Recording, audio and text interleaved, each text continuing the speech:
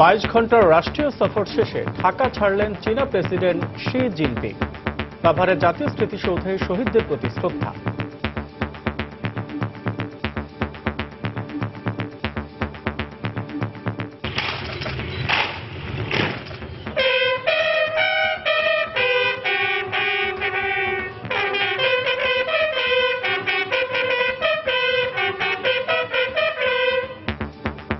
অনেক প্রাপ্তির এ সফর নিয়ে আশাবাদী কূটনৈতিক বিশ্লেষকরা, বিনিয়োগের সুষ্ঠু ব্যবহারের তাগিদ। পরিকাঠামোর সাথে বাংলাদেশকে সংযুক্ত করতে পারলে তাদেরও লাভ হবে, সেই জন্যই তো তারা তাতে অর্থ বিনিয়োগ করতে চান। ব্যয় এস্টিমেট করে যদি প্রকল্পগুলো প্রাক্কলন করে সেই অনুযায়ী ঋণ নেওয়া যায়, তাহলে আমাদের যে ঋণের যে দায়ভার পড়ার ভবিষ্যতে মেটানোর যে দায়ভার সেটি কমে আসে। দেখছিলেন প্রধান শিরোনাম। দুপুরের সময় সঙ্গে আছি আমি আসাদ আজিম এবং আমি জাফর সাদিক। এবার অন্যান্য শীর্ষ সংবাদ। দারিদ্র্য বিমোচনের প্রত্যাশার চেয়েও বেশি এগিয়ে বাংলাদেশ। বহুমাত্রিক সূচকের সব কটিতে সমান অগ্রগতি না হওয়ায় সুফল মিলছে না দৈনন্দিন জীবনে। নিরপেক্ষ কমিশন ও সুষ্ঠু নির্বাচনের জন্য প্রয়োজন সরকারের সদিচ্ছা, মন্তব্য নাগরিক সমাজের। আস্থা অর্জনের তাগিদ। ঢাকা মেডিকেলে ঢোকার সময় নিয়ন্ত্রণ হারিয়ে অ্যাম্বুলেন্স উল্টে শিশুসহ 2 জন নিহত। অন্তঃসত্ত্বা সহ আহত 5, তদন্ত করে ব্যবস্থা নেওয়ার নির্দেশ মন্ত্রীর। দায়সারাভাবে চলছে দেশের সর্বোচ্চ বিদ্যাপীঠ ঢাকা বিশ্ববিদ্যালয়ের আবাসিক হলগুলো সংস্কার কাজ। জগন্নাথ হল ট্রাজেডি দিবসে শোক র্যালি। এবং নানা আয়োজনে বৌদ্ধ ধর্মাবলম্বীদের অন্যতম ধর্মীয় উৎসব প্রবারণা পূর্ণিমা উদযাপন। মন্দিরে মন্দিরে প্রার্থনা।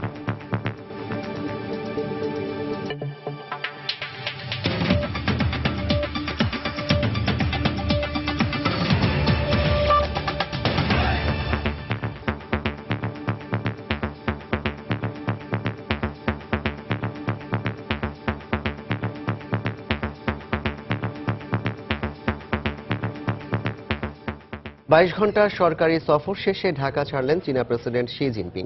সকাল 10টায় হযরত শাহজালাল আন্তর্জাতিক বিমানবন্দরে আনুষ্ঠানিকভাবে তাকে বিদায় জানান প্রধানমন্ত্রী শেখ হাসিনা। সফরটি সফল হওয়ায় সন্তোষ প্রকাশ করে এ সময় প্রধানমন্ত্রীকে ধন্যবাদ জানান শি জিনপিং। এর আগে সকাল 9:15টার দিকে সাভারের জাতীয় স্মৃতিসৌধে ফুল দিয়ে মহান মুক্তিযুদ্ধে শহীদদের প্রতি শ্রদ্ধা জানান চীনা প্রেসিডেন্ট। তার এই সফরের মাধ্যমে চীন বাংলাদেশ সম্পর্ক আরও সুদৃঢ় হয়েছে বলে মন্তব্য করে জনপ্রশাসন মন্ত্রী সৈয়দ আশরাফুল ইসলাম। এই সুসম্পর্ক অন্যদের সঙ্গে কোনো বৈরিতা সৃষ্টি করবে না বলেও জানান তিনি। দুদিনের ব্যস্ততম সফর শেষে ঢাকা ছাড়লেন চীনা প্রেসিডেন্ট। আইন শৃঙ্খলা রক্ষাকারী বাহিনীর কড়া নিরাপত্তায় শনিবার সকাল 10টায় রাজধানীর হযরত শাহজালাল আন্তর্জাতিক বিমানবন্দরে পৌঁছান শি জিনপিং। সেখানে তাকে আনুষ্ঠানিকভাবে বিদায় জানান প্রধানমন্ত্রী সহ মন্ত্রিসভার বেশ কয়েকজন সদস্য। ঘড়ির কাঁটায় 22 ঘন্টা হলেও স্বল্প এই সময়ের মধ্যে সফরের উদ্দেশ্য পূরণ হওয়ায় সন্তোষ প্রকাশ করে শেখ হাসিনাকে ধন্যবাদ জানান শি জিনপিং। কৃতজ্ঞতা জানান প্রধানমন্ত্রীও। এরপর হাত নেড়ে বিদায় নেন চীনা প্রেসিডেন্ট। তাকে বহনকারী বিমানটি আকাশে উড়াল দেয় ভারতের গোয়ার উদ্দেশ্যে। বিদায় শেষে সাংবাদিকদের সঙ্গে কথা বলেন জনপ্রশাসন মন্ত্রী। বলেন, এ সফরের মাধ্যমে দুদেশের সম্পর্ক আরও সুদৃঢ় হয়েছে। কত ডাল দিল, কত চাল দিল না, এটার ব্যাপারটা না। ব্যাপারটা হলো আপনার কানেক্টিভিটি। চায়না আমাদের সঙ্গে আছে, that is self is given. সবচেয়ে ইম্পর্টেন্ট হলো যে আমাদের এই অঞ্চলের আপনার শান্তি শৃঙ্খলা রাখা, এটা আমাদের প্রায়োরিটি। সুতরাং সেই আমরা একদিকে যেমন আপনার চাইনিজের সঙ্গে কাজ করতেছি, আবার সঙ্গে সঙ্গে আবার আপনার ইন্ডিয়ার সঙ্গে কাজ করতেছি। আমাদের সবার সঙ্গেই আপনার সম্পর্ক রাখতে হবে। এর আগে সকালে সাভারের জাতীয় স্মৃতিসৌধে মহান মুক্তিযুদ্ধের শহীদদের প্রতি শ্রদ্ধা জানান শি জিনপিং। তারেকুজ্জামান শিমুল, সময় সংবাদ, ঢাকা।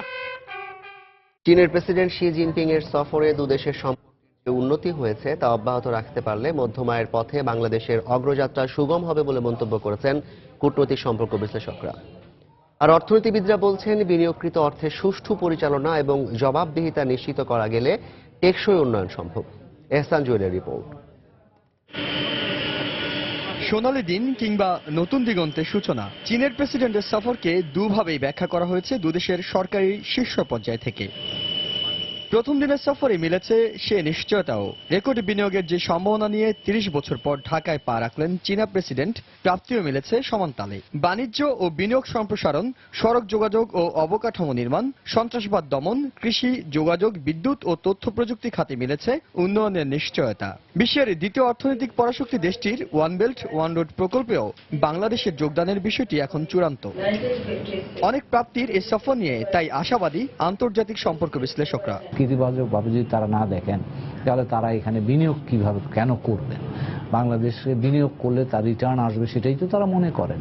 পরিকাঠামোর সাথে বাংলাদেশকে সংযুক্ত করতে পারলে তাদেরও লাভ হবে, সেই জন্যই তো তারা তাতে অর্থ বিনিয়োগ করতে চান। সফরের মাধ্যমে বাংলাদেশের সাথে তার যে অর্থনৈতিক সম্পর্ক সাম্প্রতিক সময় যে উচ্চতায় পৌঁছেছে, সেটি আর একটি ধাপে নিয়ে যাওয়ার একটা প্রক্রিয়া হিসেবে এটিকে দেখা যায়। দুই জায়গার একটা চমৎকার সাযুজ্য কিন্তু চীনের প্রয়োজন এবং আমাদের প্রয়োজনের মধ্যে তৈরি হয়েছে।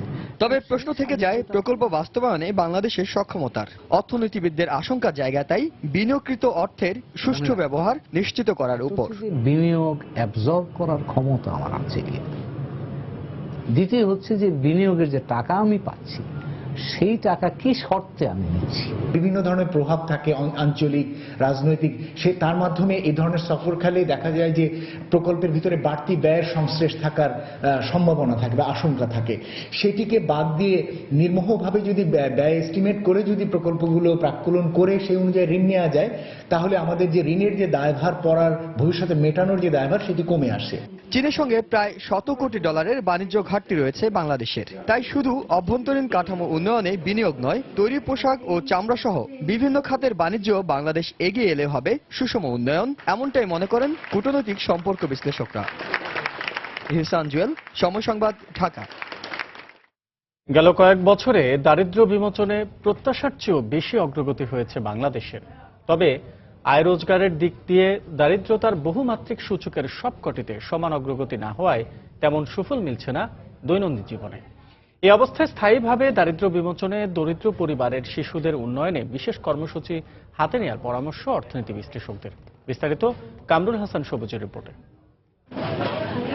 3 দশক আগে জামালপুর থেকে ঢাকায় এসেছেন মাজেদা বেগম। এ সময়ের মধ্যে অনেক কিছুই পাল্টে গেছে, বদলায়নি শুধু তার জীবিকা নির্বাহের উপায়। কারণ বাজারে সবজি কেনা বেচার তার এই ব্যবসা থেকে প্রতিদিনের লাভের টাকা যোগ হয় সংসারের নিত্য ব্যয়ে।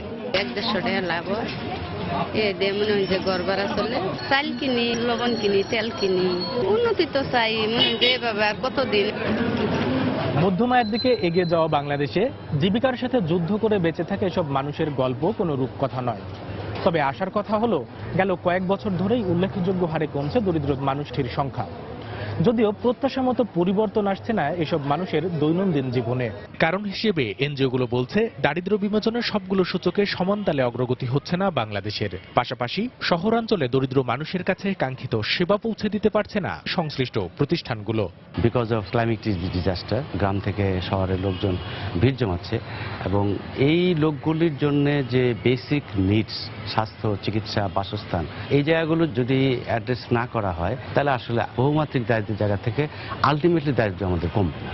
এদিকে বিশ্বব্যাপী হত দারিদ্র্য শূন্যের কোঠায় নামিয়ে আনতে যে লক্ষ্যমাত্রা নির্ধারণ করা হয়েছে এসডিজিতে, তা অর্জন করতে হলে কর্মসংস্থান সৃষ্টির পাশাপাশি দারিদ্র্য সীমার নিচে থাকা পরিবারের শিশুদের জীবনমান উন্নয়নে বিশেষ প্রকল্প হাতে নেওয়ার পরামর্শ বিশ্বব্যাংকের। দারিদ্রতাকে টেকসইভাবে কমাতে চাই, তাহলে এক প্রজন্ম থেকে অন্য প্রজন্মে যে দারিদ্রতার বিস্তার ঘটে, সেইখানে খাত দিতে হবে। আর্লি চাইল্ডহুড ডেভেলপমেন্ট থেকে শুরু করে প্রি স্কুলিং, প্রাইমারি স্কুলিং এবং পরবর্তী পর্যায়ে তার যে সমস্ত স্কিলগুলো দরকার, সেইখানে সরাসরি সহায়তার ব্যবস্থা করতে হবে। বিশ্বব্যাংকের হিসাব মতে বর্তমানে বাংলাদেশের মোট জনসংখ্যার 12.9% মানুষের অবস্থান হতদারিদ্র্য সীমার নিচে। আমাদের অর্জন অনেক বেশি। কামরুল হাসান সবুজ, সময় সংবাদ, ঢাকা। ঢাকা মেডিকেলে প্রবেশের সময় নিয়ন্ত্রণ হারিয়ে অ্যাম্বুলেন্স উল্টে শিশুসহ 2 জন নিহত হয়েছেন। এ ঘটনায় শিশু ও নারী সহ আহত হয়েছেন আরও 5 জন। সকাল 9টার দিকে এই দুর্ঘটনা ঘটে। পরে উত্তেজিত জনতা চালককে পুলিশে সোপর্দ করে। হাসপাতাল পরিদর্শনে এসে স্বাস্থ্যমন্ত্রী বলেন, অসতর্কতার কারণে এই ঘটনা ঘটলে দ্রুত ব্যবস্থা নেওয়া হবে। হাসপাতাল হাসপাতালে চিকিৎসা নিতে এসে লাশ হয়ে বাড়ি ফিরতে হলো শিশু সাকিবকে। মাথায় আঘাত পেয়ে মায়ের সাথে ঢাকা মেডিকেলে এসেছিল সাকিব। শনিবার সকালে একটি অ্যাম্বুলেন্স ঢাকা মেডিকেলের ভেতরে ঢোকার সময় নিয়ন্ত্রণ হারিয়ে উল্টে গেলে এর নিচে চাপা পড়ে ঘটনাস্থলেই মারা যায় সাকিব সহ 2 জন। এছাড়াও এক অন্তঃসত্ত্বা নারী সহ আহত হন আরো 5 জন। 4 মাসের অন্তঃসত্ত্বা মায়ের অবস্থা আশঙ্কাজনক হলেও বাঁচানো যায়নি গর্ভে থাকা শিশুটিকে। অ্যাম্বুলেন্সের ধাক্কায় অনেকগুলো মানুষ ইনজুরি আছে। আমি কি করছি, সাথে সাথে শুধু হলো অ্যাম্বুলেন্সের নাম্বারের নেম প্লেটের ছবিটা নিয়েছি। নেওয়ার পরে আমি অ্যাম্বুলেন্সটা আমরা সবাই মিলে অনেক মানুষ ধরে যারা যারা ইনজুরি তাদেরকে হাসপাতালে নিয়ে আসছি। রিক্সা করে নামিয়া ওই তাহা ভাঙ্গাইয়া রিক্সা ভাড়া দিতে আসি, আর আমরা গেটের দ্বারে খাড়া এই খারাপ অবস্থা ওই গাড়ি আইয়েতে যে আমাকে মানে তলে হালাইছে। হাসপাতালে এসে স্বাস্থ্যমন্ত্রী মোহাম্মদ নাসিম এই ঘটনায় দুঃখ প্রকাশ করেন এবং ঘটনায় জড়িতদের বিরুদ্ধে ব্যবস্থা নেওয়ার কথা জানান। আমি পুলিশকে বলেছি একদম এর কঠোরতম ব্যবস্থা নিতে, যতটুকু শক্ত ব্যবস্থা নেওয়া যায় অতটুকু শক্ত ব্যবস্থা, কাউকে যেন একটু ছাড় দেওয়া না হয়। ওরা দায়িত্বহীনতা পরিচয় দিচ্ছে, ড্রাইভার গ্রেপ্তার করা হয়েছে। আমরা চেষ্টা করছি, এখানকার ডাক্তারও চেষ্টা করছে, কিন্তু যে দায়ী সেগুলো অ্যাম্বুলেন্স এবং হচ্ছে চালক গ্রেপ্তার করা হয়েছে, তার বিরুদ্ধে ব্যবস্থা নেওয়া হচ্ছে। এদিকে আহত অন্য 4 জনের মধ্যে 2 জনের অবস্থা আশঙ্কাজনক বলে জানিয়েছেন চিকিৎসক। ঘটনার পর ঘাতক চালককে পুলিশে সোপর্দ করে উত্তেজিত জনতা। কাদিয়া আফরিন, সময় সংবাদ, ঢাকা। দুপুরের সময় আরো থাকছে। ব্রাহ্মণবাড়িয়ায় সরকারি পৃষ্ঠপোষকতার অভাবে বন্ধ 3000-এর বেশি তাঁত কারখানা। অনেকেই বদলেছেন পেশা, পদক্ষেপ নেওয়ার আশ্বাস প্রশাসনের। জগন্নাথ হল ট্র্যাজেডির 30 বছর পেরিয়ে গেলেও দেশের সর্বোচ্চ বিদ্যাপীঠ ঢাকা বিশ্ববিদ্যালয়ের অনেক হলই এখনো ঝুঁকিপূর্ণ। সম্প্রতি কিছু হলে সংস্কার কাজ শুরু হলেও এর মান নিয়ে প্রশ্ন তুলেছেন আবাসিক শিক্ষার্থীরা। অনেকটা দায়সারাভাবে কাজ হচ্ছে বলে অভিযোগ তাদের। এক্ষেত্রে অভিযোগ প্রমাণিত হলে ব্যবস্থা নেওয়া হবে বলে জানালো বিশ্ববিদ্যালয় কর্তৃপক্ষ। বিস্তারিত ফেরদৌস লিপির রিপোর্টে। হাজী মোহাম্মদ মহসিন হলের 6 তলা ভবনের একটি কক্ষ এটি। রুমের পুরো ছাদে এমন অসংখ্য প্রলেপ দেয়া, খসে পড়া আস্তরণের ভঙ্গুর দশা ঢাকতে এই প্রলেপ। এর থেকে বোঝা যায় সংস্কার কাজ শুরু হওয়ার আগে কেমন বেহাল দশা ছিল এই কক্ষের। সাময়িক এই সংস্কারে ভাঙনের ভয়াবহ দৃশ্য আপাতত ঢাকা পড়লেও মূল সমস্যা রয়ে গেছে। এছাড়া ফাটল ধরেছে দেয়ালেও, এমনকি আস্তরণ খসে পড়ে রড দেখা যায় কিছু কিছু কামরায়। এমন অবস্থায় রুমে থাকা ছাত্রদের প্রতিনিয়ত দিন কাটাতে হচ্ছে আতঙ্কের মধ্যে। শুধু মহসিন হল নয়, একই অবস্থা সূর্য সেন, সার্জেন্ট জহুরুল হক ও শহীদুল্লাহ হলেরও। অথচ 31 বছর আগে এই দিনে বিশ্ববিদ্যালয়ে জগন্নাথ হলে টিবি রুমে ছাদ ধসে ছাত্রসহ 39 জনের মৃত্যু হয়। একদিন দেখলো মাটি সিমেন্ট ঝরে পড়ার পরে এক বড় ভাইয়ের মাথা ফেটে গেল। এরপর তাকে আমরা ঢাকা মেডিকেলে নিয়ে গেলাম। আমাদের বিল্ডিংটা টিকবে কিনা মানে সবসময় আতঙ্কের মধ্যে থাকতে হয়। ভেঙে পড়ার একটা পসিবিলিটি থাকে, যেহেতু এটা অনেক পুরাতন হল। সম্প্রতি প্রশাসন ঝুঁকিপূর্ণ 4টি হল সংস্কারের উদ্যোগ নিলেও নামে মাত্র সিমেন্ট ও চুনকাম করে সংস্কার করা হচ্ছে বলে দাবি ছাত্রদের। তবে অভিযোগ প্রমাণিত হলে ঠিকাদারদের বিরুদ্ধে ব্যবস্থা নেওয়ার কথা বললেন হল প্রশাসন। এখানে অলরেডি সংস্কার করা হয়ে গেছে, কিন্তু যখন বৃষ্টি পড়ে তখন ফ্লোরটা পানিতে ভেসে যায়, তাহলে কি সংস্কার করলো? গোসলখানার যে দরজাগুলো দেখলাম যে খুব শীঘ্রই এটা হয়ে গেছে, নষ্ট হয়ে গেছে। তাতে বোঝা যায় যে উপকরণটা নিম্নমানের। ভিতর থেকে যে মজবুত করা দরকার ছিল আসলে সেভাবে হয়নি। যেভাবে গুণগত মান দিয়ে কাজ করার কথা, সে গুণগত মান আমিও স্যাটিসফাইড না। কমিটি এটাকে আবারও তদারকি করে দেখবে। বিশ্ববিদ্যালয় উপাচার্য জানালেন, সংস্কারের পাশাপাশি এই সমস্যা সমাধানে নতুন হল নির্মাণের পরিকল্পনা রয়েছে। আমরা সরকারের কাছে কিছু পরিকল্পনা জমা দিয়েছি, যেগুলো এখন একমেক সবার জন্য অপেক্ষা করছে। বঙ্গবন্ধু হলের সাথে আমরা কিছু এক্সটেনশন করছি। বর্তমানে ঢাকা বিশ্ববিদ্যালয়ে 19টি আবাসিক হল ও 4টি হোস্টেলে মোট 13,127 জন ছাত্রছাত্রী অবস্থান করছে। ফেরদৌস লিপি, সময় সংবাদ, ঢাকা। এদিকে জগন্নাথ হল ট্র্যাজেডির মতো ঘটনা যাতে আবারও না ঘটে, সেজন্য নির্মাণ কাজে সংশ্লিষ্ট সবাইকে স্বচ্ছতা ও আন্তরিকতার সঙ্গে দায়িত্ব পালনের আহ্বান জানিয়েছেন ঢাকা বিশ্ববিদ্যালয়ের ভিসি আ মশু আরিফিন সিদ্দিক। সকালে ঢাকা বিশ্ববিদ্যালয়ের 31তম শোক দিবসের আলোচনায় তিনি এই আহ্বান জানান। এর আগে বিশ্ববিদ্যালয়ের অপরাজেয় বাংলার সামনে থেকে শোক মিছিলের মাধ্যমে দিবসের কর্মসূচির উদ্বোধন করা হয়। মিছিলটি জগন্নাথ হলের সামনে এসে শেষ হয়। সেখানে 15 অক্টোবরে নিহতদের প্রতি শ্রদ্ধা জানান বিশ্ববিদ্যালয়ের শিক্ষক, শিক্ষার্থী ও কর্মচারীরা। দিবসটি উপলক্ষে ধর্মীয় উপাসনালয়ে প্রার্থনা, আলোকচিত্র প্রদর্শনী সহ নানা কর্মসূচি নিয়েছে বিশ্ববিদ্যালয় কর্তৃপক্ষ।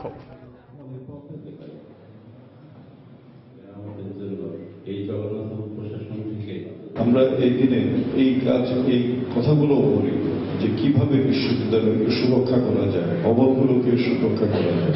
যে এই বিশ্ববিদ্যালয়ে অনেক ভবন আছে, বহু প্রাচীন, এবং সেগুলো এখন সংস্কার কেন, এগুলো ভেঙে সেখানে নতুন ভবন করা, সেটাই সময়ের দাবি। স্বপ্নের পদ্মা সেতু আস্তে আস্তে দৃশ্যমান হচ্ছে। ইতোমধ্যে মাদারীপুরের শিবচরের পাঁচচর থেকে শরীয়তপুরের নাওডোবা পর্যন্ত 10 কিলোমিটারের বেশি অ্যাপ্রোচ সড়ক তৈরি হয়েছে। কাওড়াকান্দি শিমুলিয়া নৌ রুটের যাত্রীদের দাবি, অ্যাপ্রোচ সড়ক চালু করে কাওড়াকান্দি ফেরিঘাটটি কাঁঠালবাড়ি পয়েন্টে স্থানান্তর করলে নৌপথের দূরত্ব কমার পাশাপাশি কমবে ভোগান্তি। অবশ্য জানুয়ারিতে কাঁঠালবাড়ি পয়েন্টে কাওড়াকান্দি ফেরিঘাটটি স্থানান্তর করা হবে বলে জানিয়েছে উপজেলা প্রশাসন। সঞ্জয় কর্মকার, অভিজিতের পাঠানো তথ্য, শাহাদাত আকনের তোলা ছবি নিয়ে ডেস্ক রিপোর্ট। সড়কপথে দক্ষিণ ও দক্ষিণ পশ্চিমাঞ্চলের 21 জেলার সাথে রাজধানীর যোগাযোগের অন্যতম মাধ্যম মাদারীপুরের কাওড়াকান্দি শিমুলিয়া নৌরুটটি চালু হয় 1986 সালে। শীতে ঘন কুয়াশা, বর্ষায় তীব্র স্রোত ও গ্রীষ্মে নাব্য সংকটে নৌযান চলাচল ব্যাহত হয়। এতে 14 কিলোমিটার দূরত্বের এই নৌপথের হাজার হাজার যাত্রী ও চালককে ঘণ্টার পর ঘণ্টা ভোগান্তি পোহাতে হয়। সম্প্রতি পদ্মা সেতুর অ্যাপ্রোচ সড়কের কাজ শেষ হয়েছে। এ রুটে চলাচলকারী যাত্রী ও চালকরা বলছেন, দ্রুত অ্যাপ্রোচ সড়কটি খুলে দিয়ে কাওড়াকান্দি ফেরিঘাটটি কাঁঠালবাড়ি পয়েন্টে স্থানান্তর করা হলে নৌপথের দূরত্ব 2.5 কিলোমিটার কমে যাবে। কাঁঠালবাড়ির নৌপথটা চালু হলে আমাদের দূরত্ব কমে যায়, আমরা সহজে পার হতে পারবো। শর্টকাট হবে, রাস্তা ভালো হবে, যানজট কম হবে। সরকারকে কাছে চাওয়া যাতে আমাদের ঘাটটা, কাঁঠালবাড়ি ঘাটটা দ্রুত চালু করে। কাঁঠালবাড়ি ফেরিঘাটটি চালু হলে যাত্রী সেবার মান বাড়ার পাশাপাশি যানজট অনেকটাই কমে আসবে বলে ধারণা ঘাট কর্তৃপক্ষের। কাওড়াকান্দি থেকে কাঁঠালবাড়ি ঘাটটা হস্তান্তর করা হলে নৌপথের দূরত্ব কমে যাবে এবং ফেরি গাড়ি, বাস, ট্রাক পারাপারের দূরত্ব ব্যবস্থা নেওয়া যাবে। সবার সুবিধার্থে আগামী জানুয়ারিতে কাঁঠালবাড়ি পয়েন্টে কাওড়াকান্দি ফেরিঘাটটি স্থানান্তর করা হবে বলে জানালেন উপজেলা প্রশাসনের শীর্ষ কর্মকর্তা। যাত্রী সেবা আরো দ্রুত করার জন্য এবং আরো পরিবহন দ্রুত হওয়ার জন্য কাওড়াকান্দি ঘাটকে কাঁঠালবাড়ি ঘাটে স্থানান্তরের সমস্ত কিছুই লঞ্চ, স্পিডবোট এবং ফেরিঘাট স্থানান্তরের সিদ্ধান্ত নেওয়া হয়েছে। কাওড়াকান্দি শিমুলিয়া নৌরুটে 17টি ফেরি, 86টি লঞ্চ ও 250-র বেশি স্পিড বোটে প্রতিদিন 30,000-এর বেশি যাত্রী চলাচল করে। সময় সংবাদ, মাদারীপুর। আবহাওয়া অনুকূলে থাকায় এবার আমন মৌসুমে ধানের বাম্পার ফলনের আশা করছেন রাজশাহী অঞ্চলের কৃষক, যদিও তারা কিছুটা চিন্তিত প্রাকৃতিক দুর্যোগ ও পোকার আক্রমণ নিয়ে। কেউ কেউ কৃষি বিভাগের সহযোগিতা না করার অভিযোগ করলেও কর্মকর্তার দাবি, কৃষকদের ভালো ফলন পেতে সহায়তা করা হচ্ছে। হাবিবুর রহমান পাপ্পুর তোলা ছবিতে বিস্তারিত জানাচ্ছেন সাইফুর রহমান রকি। মাঠের পর মাঠ, চারদিকে কেবলই সবুজ আর সবুজ। বরেন্দ্র অঞ্চলের রুক্ষ প্রকৃতি জুড়ে এমনই রোপা আমন ধানে সমারোহ। চলতি আমন মৌসুমের শুরু থেকে পর্যাপ্ত বৃষ্টিপাত হয়েছে উষ্ণতাপ্রবণ এই অঞ্চলে। এতে দ্রুত বেড়ে উঠেছে আমনের চারা। শীষ থেকে ধান বেরুতে শুরু করেছে অনেক জমিতে, দোল খাচ্ছে বাতাসে। তাই জমি পরিচর্যার কাজে এখন ব্যস্ত সময় কাটাচ্ছেন কৃষকেরা। উৎপাদন খরচ কমলেও এবার বাম্পার ফলনের পাশাপাশি ন্যায্য মূল্য পাবার আশা কৃষকদের। এখন পর্যন্ত কোনো গাছে পোকা টাকা লাগায়নি ধানে, আশা আছে ভালো ফলন হবে। গত বছর সেরকম দাম ছিল না, এবছর আছে মোটামুটি, খুব খারাপ নয়, ভালোই আছে। 1000 টাকা, 900 টাকা, 800 টাকা এরকম ধান হলে ব্যবসা কৃষকের হবে।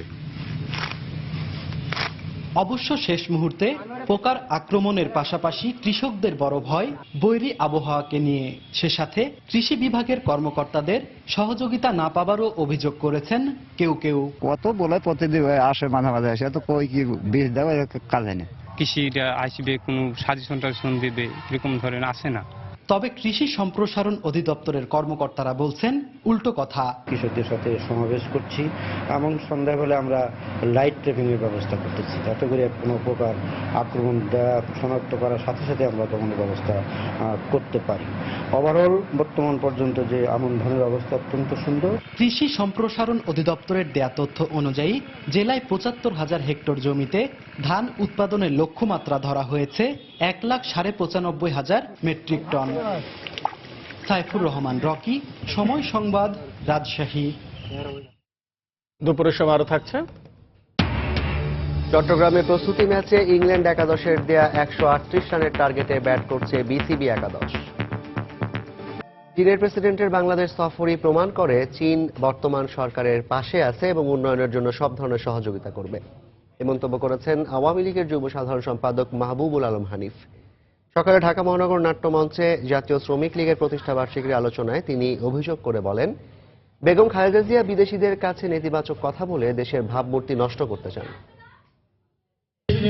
মহামান্য রাষ্ট্রপতি গতকালকে এসেছিলেন, আমাদের এই দেশের উন্নয়নের সহযোগী হিসাবে আরেকবার উনি প্রমাণ করে দিয়ে গেলেন যে চীন বর্তমান সরকারের পাশে আছে। বিএনপি নেত্রী বেগম খালেদা জিয়া উনি গেলেন চীনের মহামান্য রাষ্ট্রপতির সঙ্গে দেখা করতে, যে উনি ওখানে অভিযোগ করলেন, নালিশ করলেন দেশে নাকি গণতন্ত্র নেই।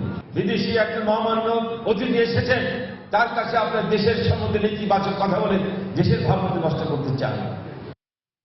দেশের চলমান রাজনৈতিক সংকট নিরসনে সংলাপের বিকল্প নেই বলে মন্তব্য করেছেন বিএনপির ভাইস চেয়ারম্যান শামসুজ্জামান দুদু। দুপুরে জাতীয় প্রেস ক্লাবে আয়োজিত এক আলোচনা অনুষ্ঠানে তিনি এ মন্তব্য করেন। অনুষ্ঠানে আঞ্চলিক উন্নয়নের স্বার্থে সার্ককে সক্রিয় রাখা জরুরি বলেও মন্তব্য করেন তিনি। বাংলাদেশে গণতন্ত্র ফিরিয়ে আনতে হবে। আন্দোলন সংগ্রামের কথা আমরা প্রথমে বলি নাই, এখনো বলি নাই।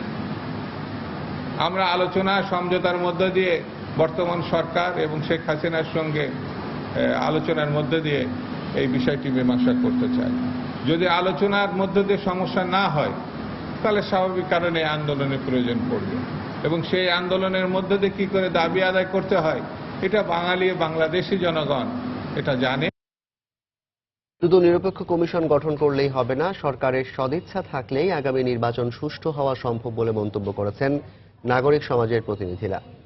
সকালে জাতীয় নির্বাচন কমিশন পুনর্গঠন ও নাগরিক ভাবনা শীর্ষক আলোচনা সভায় তারা এ মন্তব্য করেন। আইন প্রণয়ন ছাড়া নির্বাচন কমিশন গঠিত হলে কমিশনারদের শপথ নিয়ে প্রশ্ন উঠতে পারে বলেও মন্তব্য করেন আইন বিশেষজ্ঞরা। ইলেকশন কমিশন যদি প্রপার না থাকে, তার উপরে যদি কনফিডেন্স লোকের শুরু থেকে না থাকে, তাকে যদি শুরু থেকে বিতর্ক শুরু হয়, তাহলে স্টেক হোল্ডার্সদের যে কোঅপারেশন তার পাওয়ার কথা সেটা তো সে পেতে পারে না। যদি ইলেকশন ভালো না হয়, সেটার দায় দায়িত্ব শুধু ইলেকশন কমিশন হবে না, তখন সেই দায় দায়িত্ব নিতে হবে এভরিবডি, ইভেন পলিটিক্যাল পার্টি। তত্ত্বাবধায়ক সময় সরকারের সময় যে ইলেকশন হচ্ছিল সেগুলো নিয়েও কথা উঠেছে, অবভিয়াসলি উঠেছে।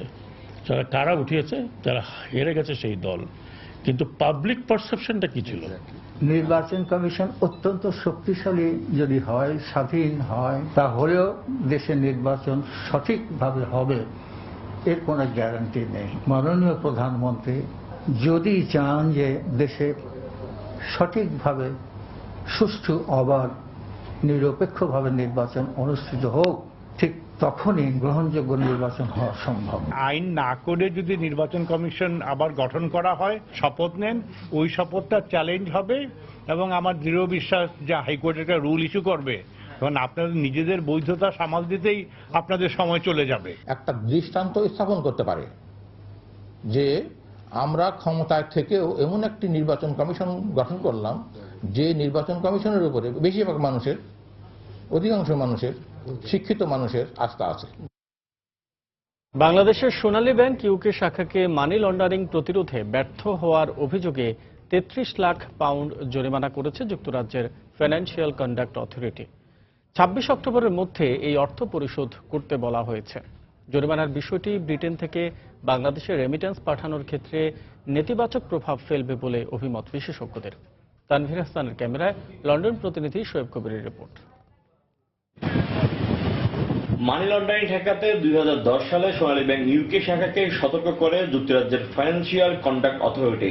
৪ বছরও এই ব্যবস্থার উন্নতি ঘটাতে ব্যর্থ হওয়ায় ৩৩ কোটি টাকা জরিমানা করে সংস্থাটি। সে সঙ্গে আগামী ২৪ সপ্তাহের জন্য নতুন গ্রাহকদের কাছ থেকে আমানত গ্রহণের উপর নিষেধাজ্ঞা জারি করা হয়েছে। এই বিষয়ে সংবাদ সংবাদের সঙ্গে টেলিফোনে কথা বলেন শাখাটির প্রধান নির্বাহী কর্মকর্তা সরওয়ার হোসেন। ১০ থেকে ১৪র ভেতরে সেই সময়ে এএমএল সিস্টেম কন্ট্রোলে কিছু উইকনেস ছিল ওই পিরিয়ডের সময়, সেই সময় সেটা করেছে। সেটার জন্য এটা আমাদের দিতে হবে ২৬-২৬-এ সবকিছু লেখা আছে ওখানে, ২৬ অক্টোবরের ভেতরে দিতে হবে আমাদের। এই ঘটনার পর আমানত নিয়ে দুশ্চিন্তায় রয়েছেন ব্যাংকের গ্রাহকরা। পাশাপাশি উদ্বেগ প্রকাশ করেছেন ব্যবসায়ী নেতারা।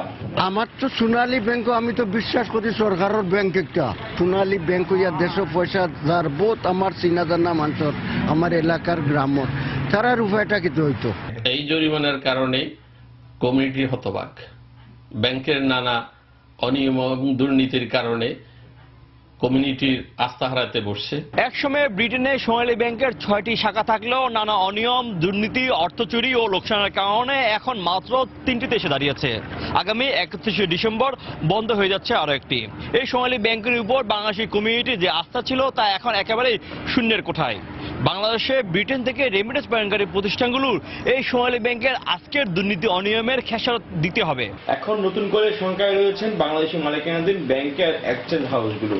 তাদের ধারণা, রেমিটেন্স প্রেরণের ক্ষেত্রে আরো কঠোর নীতিমালা আরোপ করতে পারে সরকার। এফসি আসলে সোনালী ব্যাংকে যে ফাইনটা করেছে এটা আসলে পরোক্ষভাবে আমাদের উপরও আসবে। এখন ওরা আমাদেরকে আরো স্ট্রং ভাবে মনিটর করবে, যেটা হলো আমাদের আসলে রেমিটেন্স ফ্লোটা আলটিমেটলি আমরা মনে করছি কমে যাবে। কিভাবে আমাদেরকে মনিটর করবে এখন খুব তীক্ষ্ণভাবে যে আমরা কি করছি, এবং যেহেতু আমরা ব্যাংকের সাবসিডিয়ারি, এই ঘটনার কারণে মানুষ এখন ব্যাংকে গিয়ে টাকা পাঠাতেও হইতে পারে ভয় পাবে এবং এই কারণে হুন্ডি বেড়ে যেতে পারে। ব্যাংকটির বৈদেশিক কার্যক্রম ও এক্সচেঞ্জ হাউসের বিষয়ে জানতে এই মাসের শেষে যুক্তরাজ্যে আসছে বাংলাদেশ ব্যাংকের একটি প্রতিনিধি দল। শেখ কবির, সময় সংবাদ, লন্ডন। সরকারি পৃষ্ঠপোষকতার অভাবে ব্রাহ্মণবাড়িয়ার বাঞ্ছারামপুরে বন্ধ হয়ে গেছে 3000-এর বেশি হস্তচালিত তাঁত কারখানা। যেগুলো চালু সেগুলো তো চলছে খুঁড়িয়ে খুঁড়িয়ে। এ অবস্থায় এ শিল্পের সঙ্গে জড়িতরা চলে যাচ্ছেন অন্য পেশায়। তবে ঐতিহ্যবাহী তাঁত শিল্প টিকিয়ে রাখার জন্য পদক্ষেপ নেওয়া হবে বলে জানিয়েছেন উপজেলা নির্বাহী কর্মকর্তা। উজ্জ্বল চক্রবর্তীর পাঠানো তথ্য ও জুয়েলুর রহমানের ছবি নিয়ে ডেস্ক রিপোর্ট। তাঁত পল্লী খ্যাত ব্রাহ্মণবাড়িয়ার বাঞ্ছারামপুর উপজেলায় বন্ধ হয়ে গেছে 3000-এরও বেশি হস্তচালিত তাঁত কারখানা। একসময় উপজেলার বিভিন্ন গ্রাম দিনরাত তাঁতের খটখট শব্দে মুখর থাকলেও এখন শুনশান নীরব। যন্ত্রচালিত পাওয়ার লুমের আধিক্য এবং রং ও সুতার দাম বৃদ্ধি পাওয়ায় দিন দিন বন্ধ হয়ে যাচ্ছে হস্তচালিত তাঁত কারখানা। পাওয়ার লুমের চাহিদা তো বেশি হয়ে গেছে, তার জন্য আমাদের এলাকার ইয়াগুলি বন্ধ হয়ে গেছে। এখন সাড়ে বাঞ্ছারামপুরে আপনার প্রায় 500-700 মতন তাঁতি আছে বিভিন্ন ইউনিয়নের ভিত্তিক। এখন কাজ খুব কম, মালিকে কেনা বেচা করা পারে না, তার জন্য আমাদের কাজ দিতে পারে না। তবে বাপ-দাদার ঐতিহ্য ধরে রাখতে স্বল্প পরিসরে কিছু কারখানা চালু থাকলেও বেড়ে চলেছে লোকসানের বোঝা। আর এখনো যারা এই শিল্পের সঙ্গে জড়িত আছেন তারা রয়েছেন চরম বিপাকে। হস্তচালিত তাঁত ছাড়াইয়া এটাতে বিরাট লোকসান আসে, এখানে কষ্টে পোষায় না। বিভিন্ন কষ্ট মিলিয়ে দেখা যাচ্ছে যে তাঁতিদের প্রতি এক থান লঙ্গিতে 100 টাকা লস। সংসারে এই মতো চালাইতে তাঁতিবাতি করে চলন লাগে। তবে সরকারি পৃষ্ঠপোষকতা পেলে এই শিল্প টিকিয়ে রাখা সম্ভব বলে মনে করেন বিশেষজ্ঞরা। প্রযুক্তিগত কারণে এই শিল্পের কিছুটা প্রতিযোগিতার সম্মুখীন হতে হচ্ছেই, তাদের স্বার্থে সরকারি একটা প্রণোদনা আবশ্যক। অবশ্য ঐতিহ্যবাহী এই তাঁত শিল্প টিকিয়ে রাখার জন্য ব্যবস্থা গ্রহণ করা হবে বলে জানালেন উপজেলা নির্বাহী কর্মকর্তা। সরকারের যে দপ্তরগুলোতে এই রিলেটেড আছে সেগুলোর সাথে যোগাযোগ করে অত্র অঞ্চলের এই ঐতিহ্যকে পুনরায় ফিরে আনার জন্য আমাদের কর্মসূচি থাকবে। 2003 সালের সবশেষ জরিপ অনুযায়ী বাঞ্ছারামপুর উপজেলায় 3500-এর মধ্যে মাত্র 400 তাঁত কারখানা চালু রয়েছে। সময় সংবাদ, ব্রাহ্মণবাড়িয়া। নানা আয়োজনে উদযাপন হচ্ছে বৌদ্ধ ধর্মাবলম্বীদের অন্যতম ধর্মীয় উৎসব প্রবারণা পূর্ণিমা। এই উপলক্ষে সকাল থেকে চট্টগ্রামের বৌদ্ধ মন্দিরগুলোতে ভিড় জমান পূজারী ও পুণ্যার্থীরা। ধর্মীয় নানা আচার অনুষ্ঠানের সঙ্গে চলছে বিশেষ প্রার্থনা। এ সময় ফল মিষ্টি দিয়ে বিভিন্ন নৈবেদ্য সাজিয়ে ভগবান বুদ্ধের উদ্দেশ্যে নিবেদন করছেন। বৌদ্ধ পূজার সংঘদান, পিণ্ডদান, অষ্টপরিষ্কার দান, প্রদীপ পূজার মতো নানা আয়োজনে পালন হচ্ছে বৌদ্ধ ধর্মাবলম্বীদের দ্বিতীয় বৃহত্তম এই উৎসব।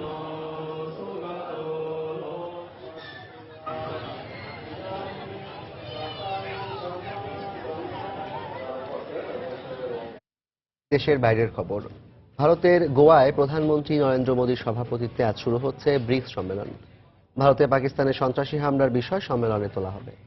সন্ত্রাসীদের মদদ দেওয়ার অভিযোগে পাকিস্তানকে বিচ্ছিন্ন রাষ্ট্রে পরিণত করতে ব্রিক্সভুক্ত 5 দেশের প্রধানদের একমত করতে আলোচনা করবেন মোদী। সম্মেলনে যোগ দিতে গোয়ায় পৌঁছেছেন রুশ প্রেসিডেন্ট ভ্লাদিমির পুতিন, চীনের প্রেসিডেন্ট শি জিনপিং, দক্ষিণ আফ্রিকার প্রেসিডেন্ট জ্যাকব জুমা ও ব্রাজিলীয় প্রেসিডেন্ট মিশেল টেমার। এরই মধ্যে পুতিনের সঙ্গে নরেন্দ্র মোদীর দ্বিপক্ষীয় বৈঠক হয়েছে। দুদেশের মধ্যে প্রতিরক্ষা সহ বেশ কয়েকটি বিষয়ে চুক্তি হওয়ার কথা রয়েছে।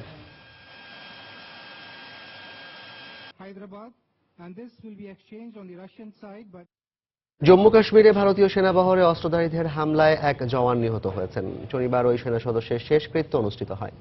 এর আগে শুক্রবারের ওই হামলায় আহত হন নিরাপত্তা বাহিনীর অন্তত 8 সদস্য। আহতদের মধ্যে 4 জনের অবস্থা আশঙ্কাজনক বলে জানা গেছে। দেশটির এক কর্মকর্তা স্থানীয় গণমাধ্যমকে জানায়, শুক্রবার সন্ধ্যায় জম্মু কাশ্মীরের শ্রীনগরের উপশহর জাকুরায় এ হামলার ঘটনা ঘটে। ক্যাম্পে ফেরার সময় কয়েকজন অস্ত্রধারী সেনাবহরে এ হামলা চালায়। নিরাপত্তা বাহিনীর সদস্যরা পাল্টা গুলি শুরু করলে হামলাকারীরা পালিয়ে যায়। গত মাসে কাশ্মীরের উরি সেনা ঘাঁটিতে জঙ্গি হামলাকে কেন্দ্র করে পাক ভারত উত্তেজনার মধ্যেই কাশ্মীরে একের পর এক সন্ত্রাসী হামলার ঘটনা ঘটছে।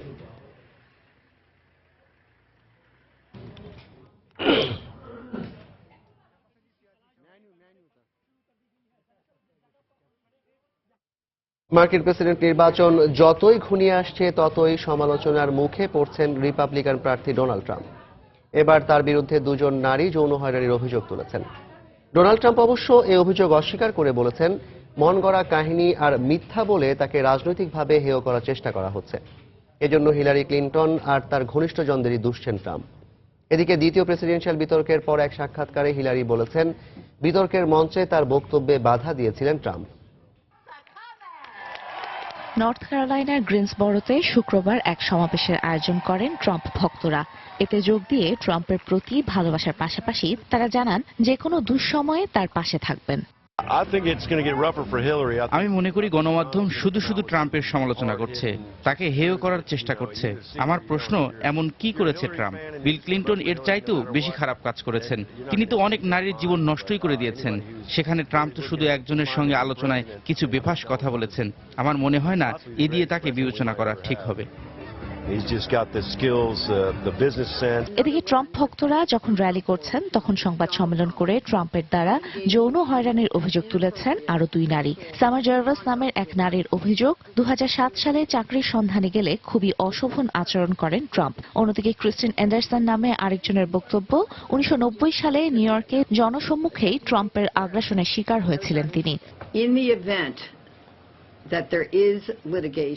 আজ আরো একজন নারী ট্রাম্পের বিরুদ্ধে এমন অভিযোগ তুলেছেন, একটা সময় ট্রাম্পকে খুবই সম্মান করতেন তিনি, কিন্তু এখন তা ঘৃণায় পরিণত হয়েছে। সেদিন বন্ধ দরজার ভেতর ট্রাম্প তার সঙ্গে যা করার চেষ্টা করেছিল তা সত্যি খুবই হৃদয় বিদারক। ডোনাল্ড ট্রাম্প অবশ্য এসব অভিযোগ অস্বীকার করেছেন। উল্টো তার অভিযোগ, হিলারির ঘনিষ্ঠজন মেক্সিকান ব্যবসায়ী কার্লোস স্লিম নিউ ইয়র্ক টাইমসকে ঘুষ দিয়ে তার নামে এমন মিথ্যা রটাচ্ছে। গণমাধ্যম এখন অসৎ। বিশ্বাস করুন, তারা চাইছে সর্বোচ্চ ক্ষমতা ব্যবহার করে আমাকে দমাতে। নিউ ইয়র্ক টাইমসের সবচেয়ে বেশি মালিকানা মেক্সিকান ব্যবসায়ী কার্লোস স্লিমের। এর সাংবাদিকরা তার স্বার্থ হাসিলেই কাজ করে যাচ্ছে। এদিকে দ্বিতীয় বিতর্কেও জয়লাভের পর প্রথম মুখ খুলেছেন হিলারি। এলেন ডিজেনারেস শোতে গিয়ে তিনি বলেছেন, বিতর্কের মঞ্চে আগ্রাসী হয়ে উঠেছিলেন ট্রাম্প। খুবই অপমানজনক আচরণ তিনি করেছেন। খুব রেগে যাচ্ছিলেন তিনি, এমনকি আমার পিছু নিয়েছিলেন, কিন্তু আমি মাথা ঠান্ডা রেখেছিলাম। আমার মনে হয় এজন্য হলেও আমাদের জয়টা উদযাপন করা উচিত। আগামী 8 নভেম্বর মার্কিন প্রেসিডেন্ট নির্বাচন। বিভিন্ন জনমত জরিপে এই নির্বাচনে ট্রাম্পের চেয়ে প্রায় 9% এগিয়ে আছেন সাবেক পররাষ্ট্রমন্ত্রী হিলারি ক্লিনটন। তানজিম মুনিয়া, সময় সংবাদ।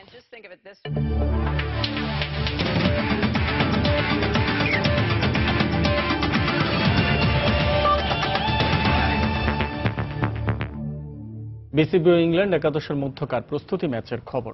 চট্টগ্রামের এম এ আজিজ স্টেডিয়ামে প্রথম প্রস্তুতি ম্যাচে বিসিবি একাদশের বিপক্ষে টস জিতে আগে ব্যাট করে 4 উইকেটে 137 রান করেছে ইংল্যান্ড একাদশ। এরপর নিজেদের প্রথম ইনিংসে ব্যাট করতে নেমে শেষ খবর পাওয়া পর্যন্ত স্বাগতিকদের সংগ্রহ বিনা উইকেটে 23 রান। ভেজা আউটফিল্ডের কারণে প্রথম দিনের খেলা পরিত্যক্ত হওয়ায় দ্বিতীয় ও শেষ দিনে 45 ওভার করে খেলবে 2 দল। এদিন ব্যাট হাতে ইংল্যান্ডের ইনিংস শুরু করেন টেস্ট ক্রিকেটে অভিষেকের অপেক্ষায় থাকা হাসিব হামিদ ও বেন ডাকেট। শুরুটা ভালোই করেন এই 2 ইংলিশ। হামিদ কিছুটা দেখে শুনে খেললেও বেশ আগ্রাসী সূচনা করেন বেন ডাকেট। ওয়ানডে সিরিজে 250 পাওয়া ডাকেট এদিনও 50 তুলে নেন। 63 বলে 59 রান করে রিটায়ার্ড আউট হন ডাকেট। তবে এরপরেই কিছুটা চাপে পড়ে সফরকারীরা। ইংল্যান্ডের ব্যাটিং লাইনের স্তম্ভ হিসেবে পরিচিত জো রুটকে 2 রানে ফিরিয়ে দেন অধিনায়ক সাব্বির রহমান। 1 রানের ব্যবধানে হামিদকেও সাব্বির ফেরালে চাপে পড়ে থ্রি লায়নরা। লাঞ্চের পর মঈন আলীকে সাব্বির ফেরান 24 রানে। শেষ পর্যন্ত নির্ধারিত 45 ওভারে 4 উইকেটে 137 রান করে ইংল্যান্ড।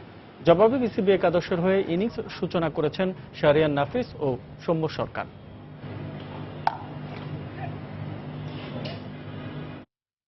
তাসকিন আহমেদের দক্ষতা নয়, পরীক্ষা করা হবে তার ফিটনেস, এমনটাই জানালেন নির্বাচক হাবিবুল বাশার।